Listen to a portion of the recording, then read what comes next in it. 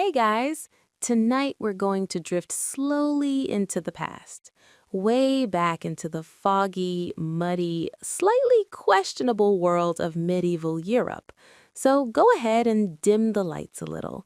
Maybe get comfortable. Grab a blanket if you want. This is not a story you need to stay fully alert for. In fact, the more relaxed you are, the better. Because tonight we're simply going to follow a normal day in medieval Europe. Nothing dramatic, no giant battles, no heroic knights charging across the countryside, just ordinary life, which, as it turns out, was already strange enough. We'll walk through muddy streets, peek inside wooden houses, meet farmers, monks, and maybe a lord who thinks bathing once a year is perfectly adequate hygiene. So settle in, slow your breathing a bit, and let's begin. Our day starts before sunrise. Of course it does, because medieval people did not believe in sleeping in, mostly because they couldn't afford to. The year is somewhere around the 1200s. The exact year doesn't matter much because for most villagers, life looked almost identical for centuries. Fashion changed a little, kings came and went, wars popped up now and then, but for the average person, the daily routine stayed almost painfully the same. So imagine a small village somewhere in Europe. It could be England, France, or the German countryside. The buildings are small and wooden, the roofs are made of straw, the streets are not really streets, more like muddy paths that everyone politely pretends are roads. There are maybe 200 people living here, and at this exact moment, the village is quiet, dark, cold. Inside one of the houses, a farmer named Martin is asleep, or at least he's trying to be. His house is a single room. The floor is packed dirt, the walls are wooden planks with gaps that politely allow wind to wander in whenever it feels like it. Martin is sleeping on a mattress stuffed with straw, which sounds cozy until you remember straw mattresses had a habit of collecting things like dust, mites, and the occasional adventurous flea. But compared to many people, Martin is actually doing all right. He has a roof, a small fire pit, a wooden table, and a few animals, which are also inside the house. Yes, the goat is in here, and the chickens. This was not considered strange in the medieval world. Animals produced warmth, which helped during winter. They also produced other things, but medieval people were extremely tolerant of smells. Anyway, Martin's day officially begins when the church bell rings, and right on schedule, somewhere in the dark distance, clang! The bell echoes across the fields. This bell belongs to the village church, which is basically the center of everything. Religion was not just part of medieval life, it was the operating system. The bell tells people when to wake up, when to pray, when to gather, when something terrible has happened. And today, it's simply announcing the start of another long workday. Martin groans a little, which is fair. He went to bed shortly after sunset, but farm work is exhausting. His bones feel stiff, his back hurts, and he's not even 40 yet. Which, by the way, already makes him kind of old for this era. Life expectancy in medieval Europe was not fantastic. Many people didn't make it past childhood. Disease, poor nutrition, and occasional plagues had a way of thinning the population. But for those who survived the early years, life continued with the steady rhythm of farming seasons. Martin slowly sits up. The room is dim. The only light comes from embers glowing in the fire pit. His wife Agnes is already awake. Of course she is. Agnes has been up for a while, quietly stoking the fire and preparing the morning meal. She moves carefully around the room, trying not to wake the children. There are 3 of them sleeping nearby under rough wool blankets. The youngest snores softly, which is impressive considering he's 5. Agnes sets a small pot over the fire. Breakfast in medieval villages was not complicated. Today's menu is pottage. If you've never heard of pottage, imagine a thick stew that medieval people basically lived on. It could contain vegetables, grains, maybe some herbs. If the family was lucky, there might even be a tiny bit of meat. But usually it was cabbage, onions, and whatever else grew in the garden. The ingredients would simmer together for hours, sometimes days. Families often kept the same pot cooking continuously, adding new ingredients whenever something was available, which means the stew could technically be several weeks old, but nobody was being picky. Martin rubs his eyes and stretches. He pulls on a simple wool tunic and a pair of rough trousers. The clothes are coarse and scratchy, but durable. Fashion in medieval villages was less about style and more about surviving farm labor. Agnes hands him a small bowl filled with pottage. Steam rises into the cold morning air. Martin eats slowly, not because he's savoring the flavor, but because he knows the work ahead will be long. Outside, the sky is beginning to lighten. Other villagers are waking up too. Doors creak open, smoke begins rising from chimneys. Somewhere a dog barks, and slowly the village comes to life. Now, if you could stand in the middle of this village street, you would notice something immediately. It's muddy, very muddy. There are no paved roads here. Rainwater mixes with animal droppings, spilled grain, and various mysterious substances. Walking across the village requires careful foot placement. Although after a few years, most people stop caring entirely. Martin finishes his breakfast and steps outside. The morning air is crisp. The fields stretch beyond the village like a patchwork blanket of farmland. This land technically belongs to the local lord because medieval Europe operated under a system called feudalism, which is basically a complicated hierarchy where everyone owes something to someone above them. At the top sits the king. Below him are powerful nobles. Below them are knights and local lords. And at the bottom, we have people like Martin, peasants. Now, peasants were not slaves exactly, but they were tied to the land. Martin works these fields, and in return, he gets protection from the lord, along with a small portion of the crops he grows. The rest goes up the chain. Taxes in medieval times could be enthusiastic. Martin grabs a wooden hoe and begins walking toward the fields. The sun finally rises over the horizon. Golden light spreads across the farmland, and for a moment, it's actually quite peaceful. Birds chirp, a gentle breeze moves through the wheat. You might almost forget that medieval farming was incredibly hard work. Martin begins his tasks. Today, he's clearing weeds from one of the communal fields.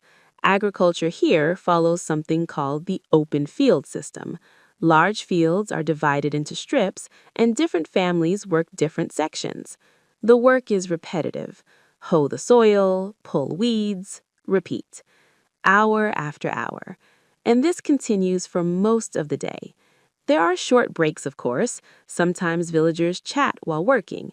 They share gossip about neighbors, rumors about nearby towns, or speculation about what the local lord is doing in his castle, which is usually something expensive. Speaking of the castle, let's slowly float up the hill for a moment, because overlooking the village is a large stone structure, the lord's castle. Compared to the peasant houses, it looks enormous. Stone walls, tall towers, a heavy gate. It's meant to be both a home and a fortress. Inside the castle, life is very different. While Martin works in the fields, the lord of this land is waking up in a much larger bedroom. His name might be something impressive like Lord Geoffrey, which sounds noble, but Geoffrey is currently struggling with a small but annoying problem: his chamber pot. You see, medieval castles did not have modern plumbing. The chamber pot served a very important function during the night, and now, unfortunately, someone has to deal with it. Luckily for Geoffrey, he has servants. Several servants, actually. One of them enters the room quietly, removes the pot, and carries it away with the calm professionalism of someone who has accepted their career choices. Jeffrey stretches in his bed. His mattress is feather-filled, the blankets are warm, the room smells faintly of smoke and beeswax candles. It's considerably more comfortable than Martin's house. But castle life still had its own quirks. For example, bathing. Bathing was not exactly a daily routine. In fact, some nobles believed frequent bathing might actually be unhealthy. Opening the pores, they thought, could allow disease to enter the body. So cleanliness was flexible. Perfume helped. Anyway, Jeffrey's servants help him dress in layers of fine clothing, wool, linen, maybe even some silk if he's feeling particularly wealthy today. Soon he'll attend to lordly duties, which include things like collecting taxes, settling disputes, and occasionally pretending to understand complicated farming reports. But we'll come back to Jeffrey later. For now, let's drift gently back down to the fields, where Martin is still working. The sun is higher now. The village buzzes with quiet activity. And believe it or not, we've only just begun our medieval day. All right, let's slowly drift back down the hill, away from Lord Jeffrey's castle, and return to the much muddier reality of village life. Martin is still in the fields. Of course he is, because medieval farming did not believe in quick tasks. Everything took time, a lot of time. The sun is climbing higher now, spreading pale golden light across the countryside. A thin mist still lingers in the low areas between fields. The air smells like damp soil, fresh grass, and, naturally, animals. Lots of animals. Martin leans on his wooden hoe for a moment and stretches his back. It makes a soft cracking sound. This is normal. Almost every adult in the village walks around with some kind of aching joint or sore muscle. Farming is repetitive work, and tools in the 1200s were not exactly engineered for comfort. The hoe Martin is using is a simple wooden handle with a metal blade hammered onto the end. It works, but after hours of use, your shoulders feel like they've been arguing with gravity all morning. Nearby, another farmer named Tomas is working his strip of land. Tomas is about Martin's age, though he looks older. His beard is patchy, his face weathered from years under the sun. He glances over and gives Martin a slow nod. This is the medieval version of saying good morning. Long conversations usually come later. For now, everyone focuses on work. Rows of crops stretch across the open field system. Wheat, barley, and oats grow in uneven patches. Some areas look healthy and green, others less impressive. Medieval farming depended heavily on weather. A good year meant enough food to survive the winter. A bad year meant, well, things got complicated. Martin kneels down and pulls another clump of weeds from the soil. Insects buzz quietly in the warm air. Somewhere in the distance, a cowbell jingles as cattle graze near the edge of the village. Life moves slowly out here. No machines, no engines. Just people, animals, and tools. After another hour or so, the quiet rhythm of work starts to loosen up. Farmers begin talking a little more. Tomas clears his throat.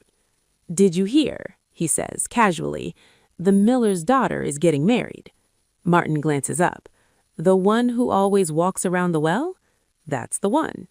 Martin nods thoughtfully. The village well, by the way, is a social hotspot.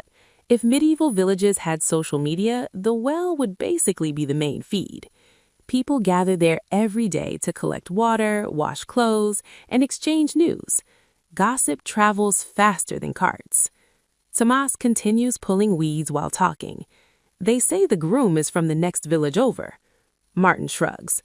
"That's probably good," he says. "Less chance they're cousins." Now, this comment might sound a little sarcastic, but it's not entirely wrong.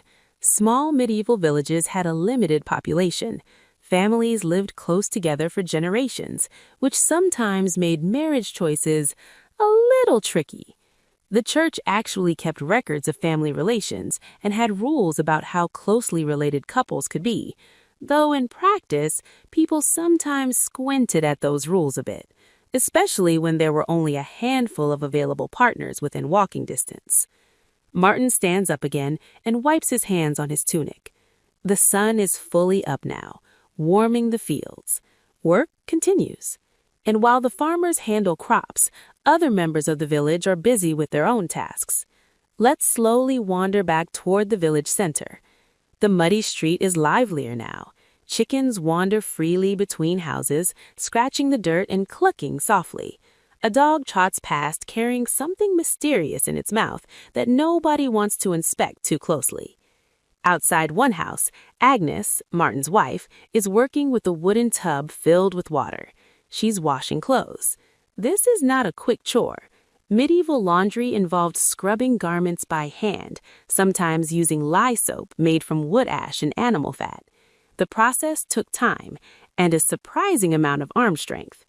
Agnes dips a tunic into the tub and scrubs it against a rough wooden board. Nearby, 2 other women are doing the same thing. Conversations drift gently between them. "Did you hear about the baker?" one woman says. Agnes glances up. "What about him? He burned half the bread yesterday." Agnes sighs. "Well, that's unfortunate." Burned bread might sound minor, but bread is a huge part of medieval peasant diets. So when the baker ruins a batch, people notice. The baker himself lives near the village oven, which is a shared stone structure used for baking bread. Inside, the baker, whose name is probably something like Willem, is having a slightly stressful morning. He's kneading dough with determined energy. Flour dust floats through the air. Willem glances nervously at the oven. Yesterday's baking disaster is still fresh in everyone's mind. Overbaking bread is one of those small mistakes that spreads through village gossip with remarkable speed. Today, he's determined to get it right. Because if the bread burns again, people will talk, and medieval villagers had plenty of time to talk. Meanwhile, near the edge of the village, another important building stands quietly among the houses. The church. Stone walls, a small tower, a wooden door worn smooth from years of use. Inside, the village priest is beginning his day. His name?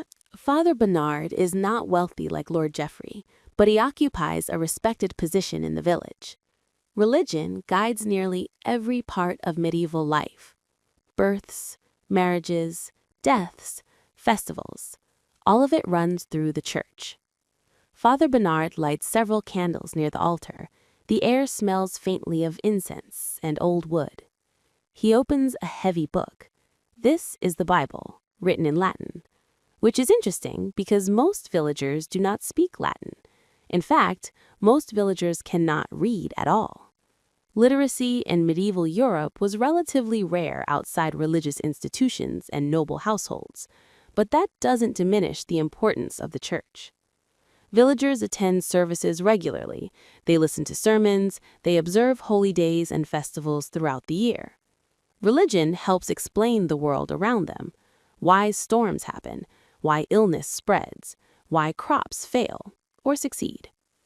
After preparing the altar, Father Bernard steps outside. He looks across the village. Farmers work the fields, smoke rises from chimneys. Children chase each other near the well. It's a quiet, ordinary morning. But in the medieval world, ordinary days are precious because life can change quickly. A harsh winter, a poor harvest, a traveling sickness, any of these things could reshape a village's future. For now, though, things are calm. Back in the fields, Martin and Thomas pause for a short rest. They sit on a low stone wall dividing 2 sections of farmland. Martin pulls a small piece of bread from a cloth pouch. It's coarse and dark, made from barley and rye flour.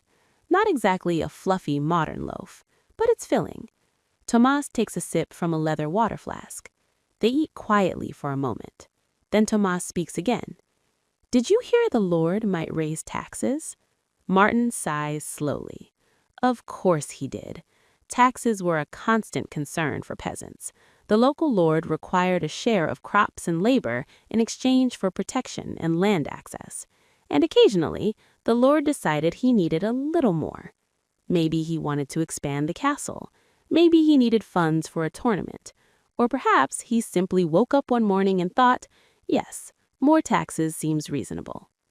Martin shrugs. Not much we can do about it, he says. Tomas nods. That's the quiet reality of feudal life. Most decisions come from above. Kings make decrees, lords enforce them. Peasants adapt.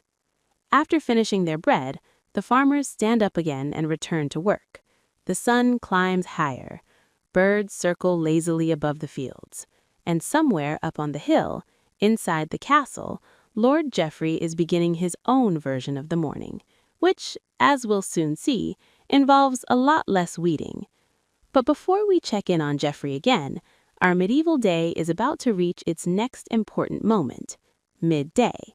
And in the medieval world, midday means food. Not fancy food, but definitely welcome food. All right, let's continue our slow little wander through the medieval countryside. The sun is now sitting comfortably in the sky. Not blazing hot, but warm enough that people working in the fields can feel it on the back of their necks. Martin certainly can. He wipes sweat from his forehead with the sleeve of his tunic and leans on his hoe again.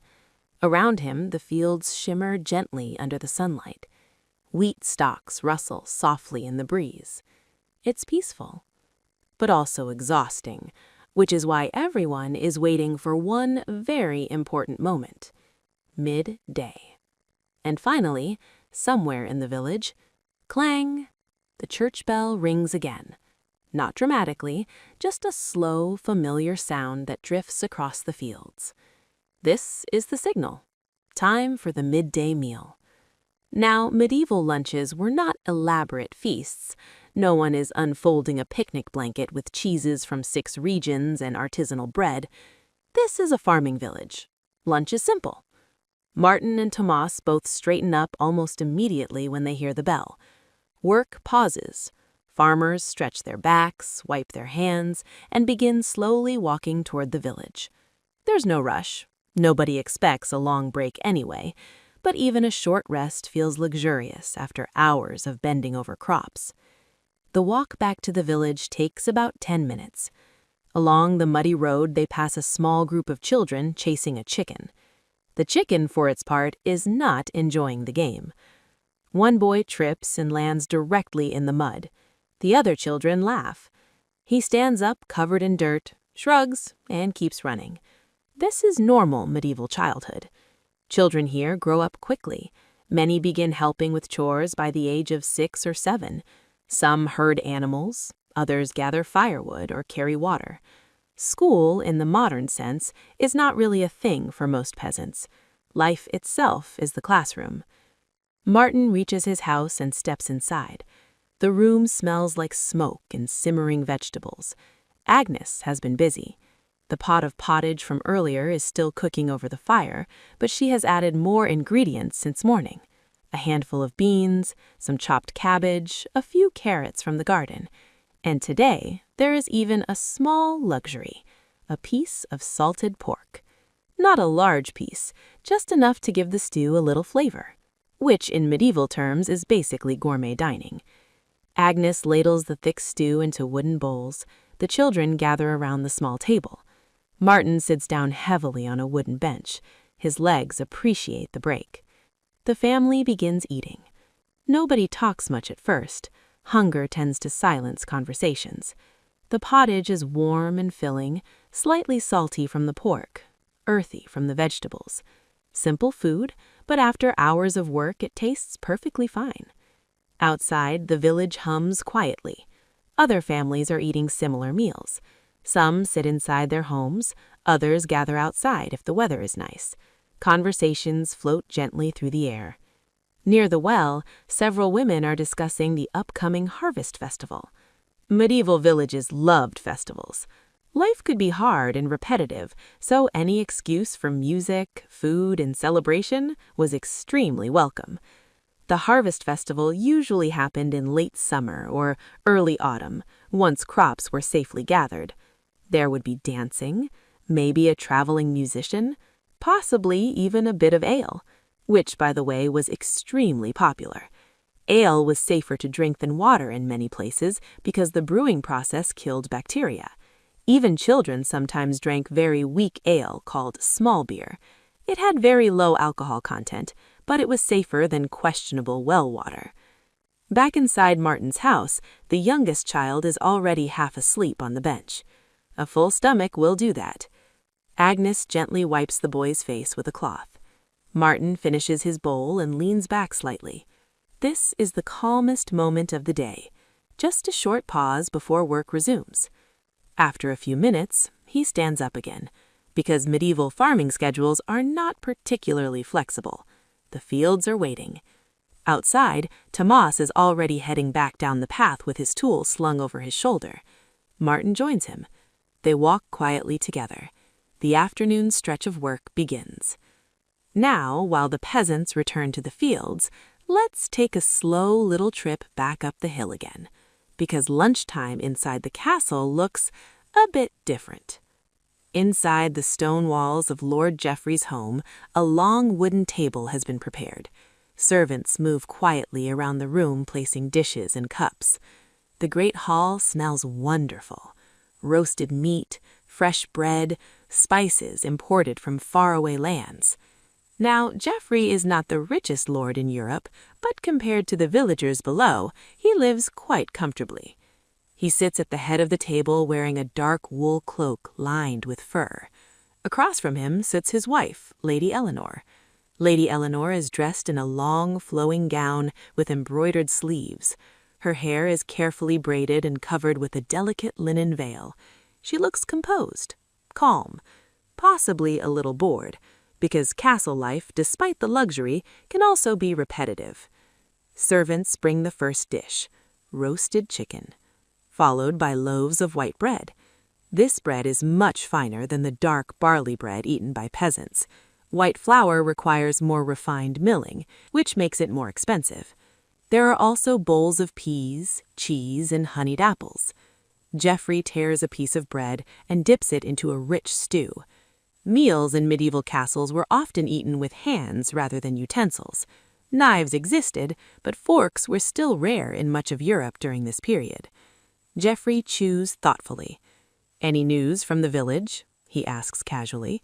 One of his stewards bows slightly. "Nothing unusual, my lord."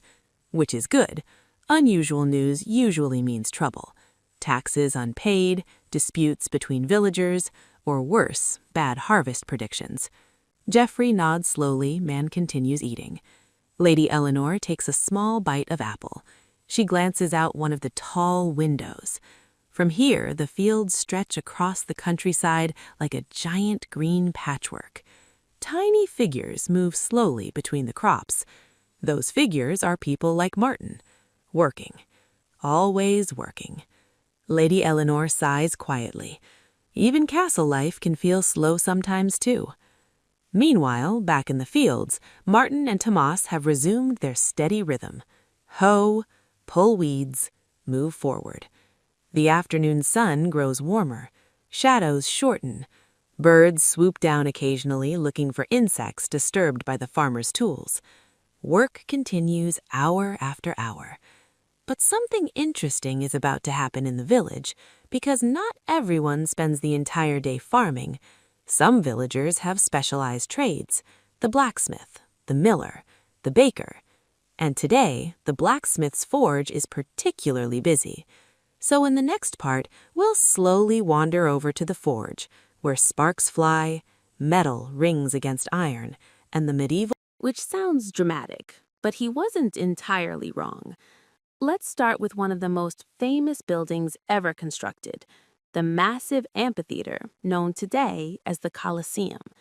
Even if someone knows very little about Roman history, they've probably seen pictures of this place. And honestly, the scale of it is still impressive even now. The Colosseum could hold somewhere around 50,000 spectators, possibly more. Rows upon rows of stone seating rising high above the arena floor. Entrances carefully designed so enormous crowds could enter and exit surprisingly quickly. Roman engineers were very good at moving people efficiently, especially when those people were excited about a day of entertainment. Construction of the Colosseum began under the Emperor Vespasian in the 1st century AD. His son Titus later completed it and opened the arena with games that reportedly lasted 100 days. 100 days, which is quite a grand opening. Imagine attending a stadium event that runs continuously for over 3 months. Even modern sports leagues would find that exhausting. So, what exactly did people watch inside the Colosseum? Well, several different types of spectacles. The most famous were gladiator fights. Gladiators were trained fighters who battled each other in front of roaring crowds. Some were slaves, some were prisoners of war, and some were volunteers hoping to earn fame and money. Yes, people occasionally chose this career path because if you survived long enough and fought well, gladiators could become celebrities. Ancient Rome had its own version of sports stars, though admittedly with slightly sharper equipment involved. Now, despite what movies sometimes show, gladiator fights weren't always chaotic bloodbaths. Many matches were carefully organized sporting contests. Gladiators trained extensively in special schools called ludi. They practiced techniques, learned different fighting styles, and developed reputations with fans. Some gladiators even had devoted followings.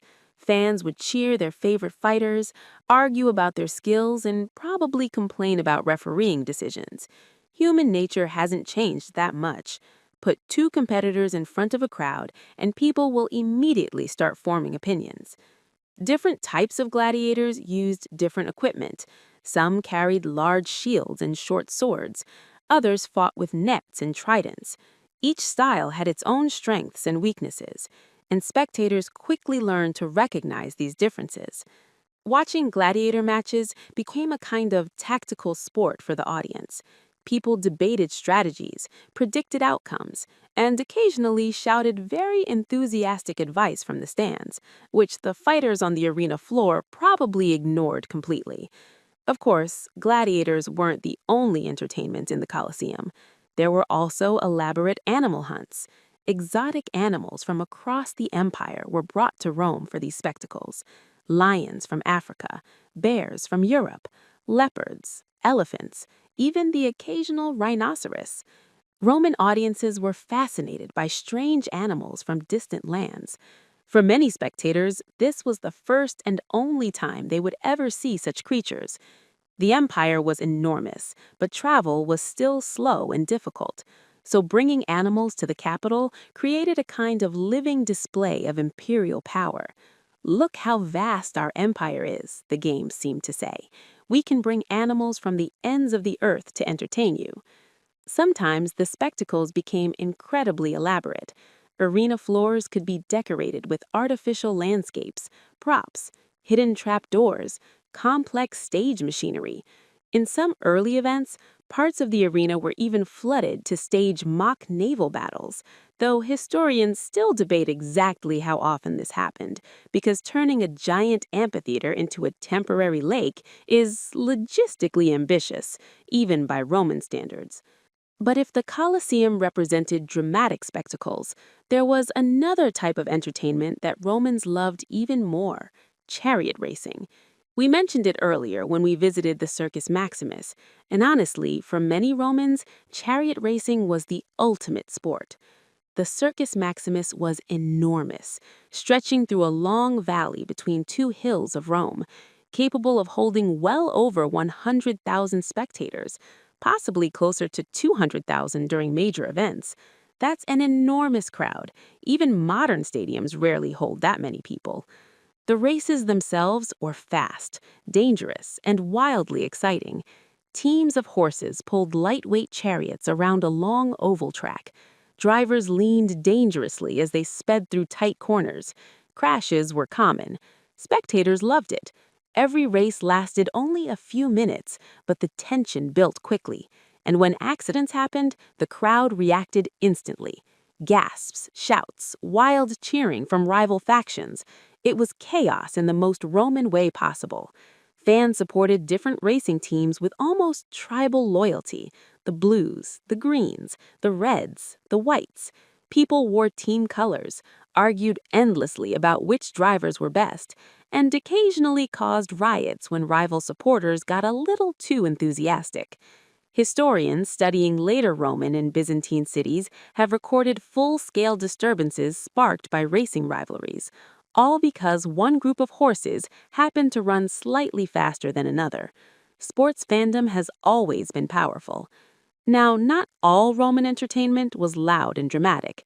There were also theaters, public performances of plays, poetry readings, and musical shows.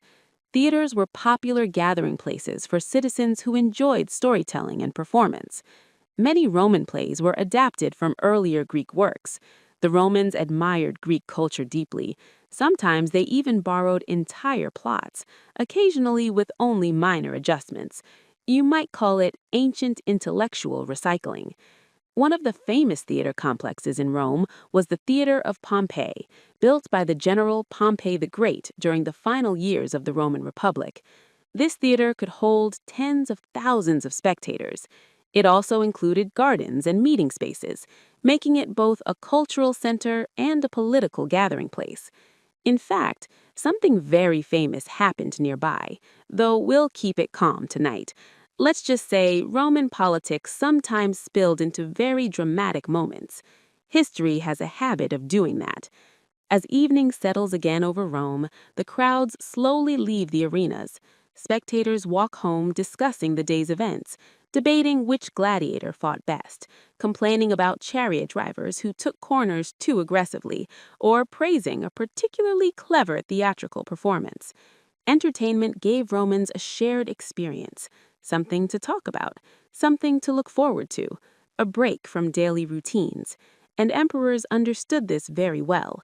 Funding games and spectacles made rulers extremely popular, which meant many emperors sponsored huge festivals whenever they wanted public approval. Political strategy disguised as entertainment, a technique that has survived surprisingly well through the centuries. The lamps begin to flicker again along the streets. Taverns grow quieter. Most people head home, and the giant monuments of the city once again stand silent beneath the night sky. But the story of Roman life is far from finished, because next we'll drift into the strange and complicated world of Roman religion, gods, temples, omens, and an entire universe of rituals that Romans believed helped keep the empire running smoothly.